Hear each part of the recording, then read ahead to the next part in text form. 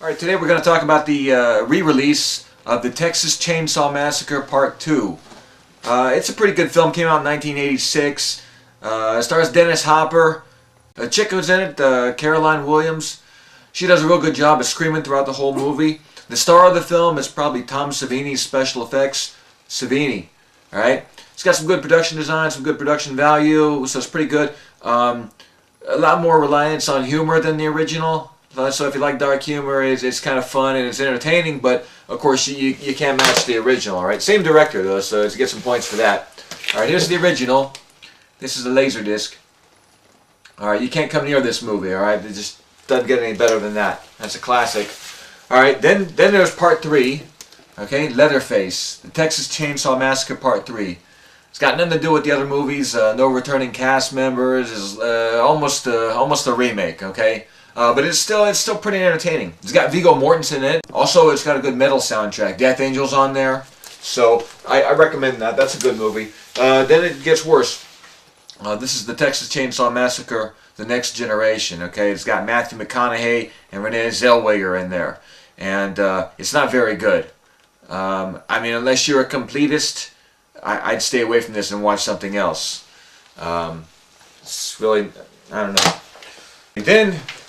Then you got your remake, alright? So this is the trend now. They make a bunch of sequels, then they make a remake and start cranking out sequels again. Like it's all fresh. This movie's a big disappointment, okay? It costs a lot of money to make, and it's just pointless, okay? Because they change everything around, so why use the same title? Why is it a remake? It looks just like one of the sequels, but with more money thrown at it. It's got Jessica Biel in there, so she's cute, but she doesn't get naked.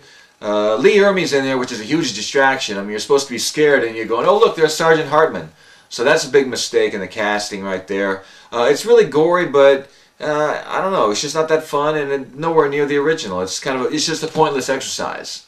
So again, if you're a completist, you gotta watch it. But still, there's lots better movies out there.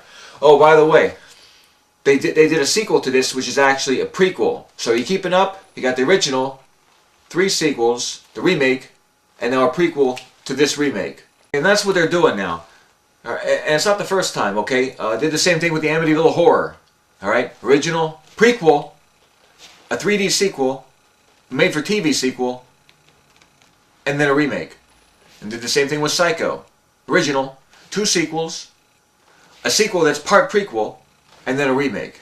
So you see what they're doing, and it really sucks, but that's just the way it goes. I think they're doing a remake of Halloween now after they already did 7 sequels, so, you know, what are you going to do? Alright, and finally, don't be confused by this, alright? I'm not even going to get into this whole franchise. It doesn't come near the Saw franchise.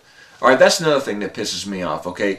Any genre enthusiast knows that when you say Saw, you are referring to the original Texas Chainsaw Massacre. So they made this movie, not the original one anyway, and it fucks up the whole thing, because now you say Saw, I says, oh, that movie with Danny Glover. This is the sequel, by the way. No. When you say Saw, you're talking about the Texas Chainsaw Massacre. So this pisses me off in title only. Alright, this movie's not very good. The original was okay. I'm not even going to waste my time with the third one. I'll tell you. Planet of the Apes, there's another one. 4 sequels, then a remake.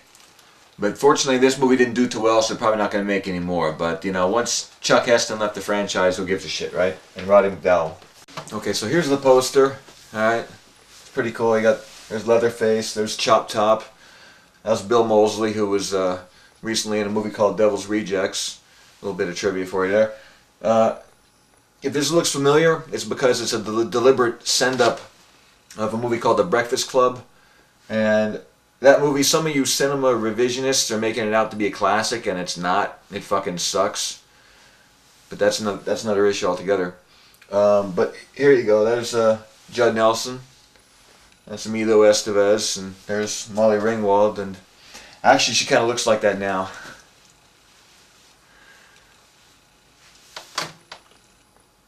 Let's look at a clip.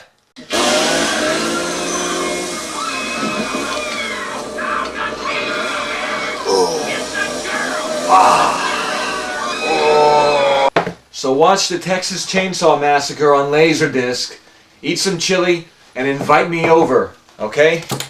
Then play a little dead skin mask.